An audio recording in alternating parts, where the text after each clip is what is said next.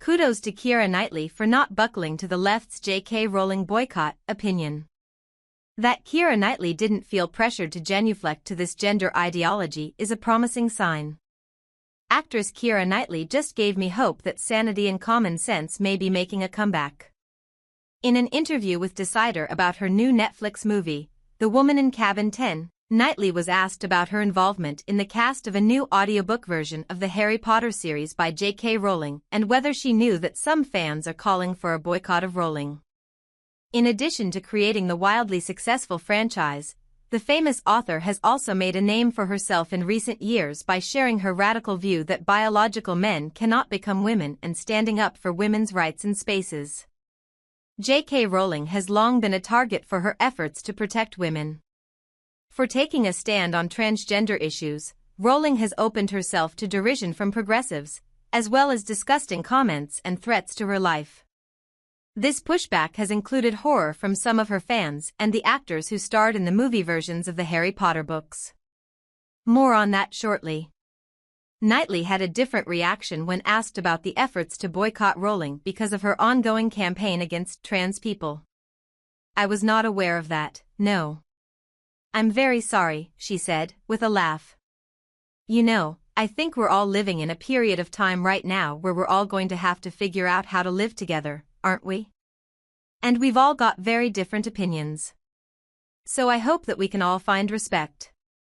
This extremely rational response shouldn't be surprising, but it is, given the cultural hold transgender issues have taken on the left. As a member of the Hollywood elite, the fact that Knightley didn't feel pressured to genuflect to this gender ideology is a promising sign that we can once again recognize reality without the fear of getting cancelled.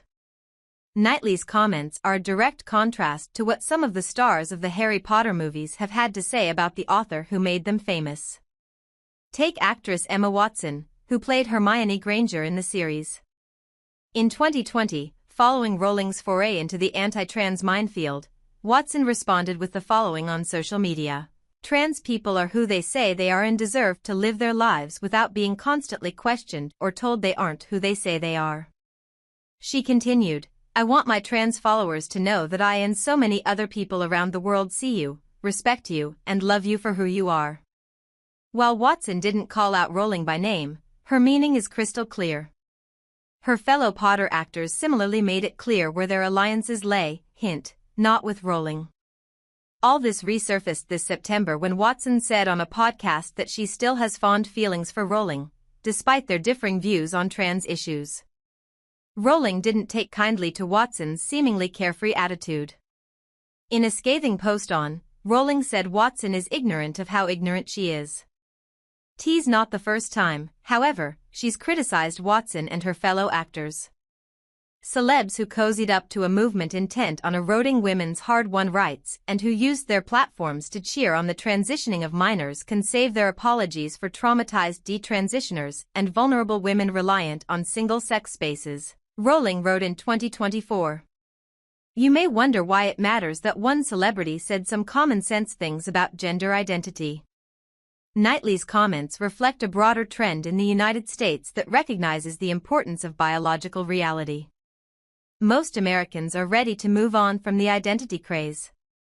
A Gallup poll in June, for example, found that about 2/3 of Americans support two separate policies prioritizing the birth sex of transgender people over their current gender identity.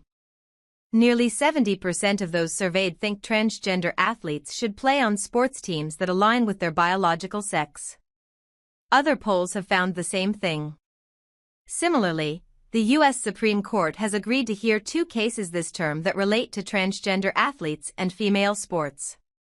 27 states have banned transgender youth from playing on girls' and women's teams, and the court will decide whether these laws are constitutional. Knightley's stance against knee-jerk cancellation because of one's opinions is the right approach. I hope many more follow her lead.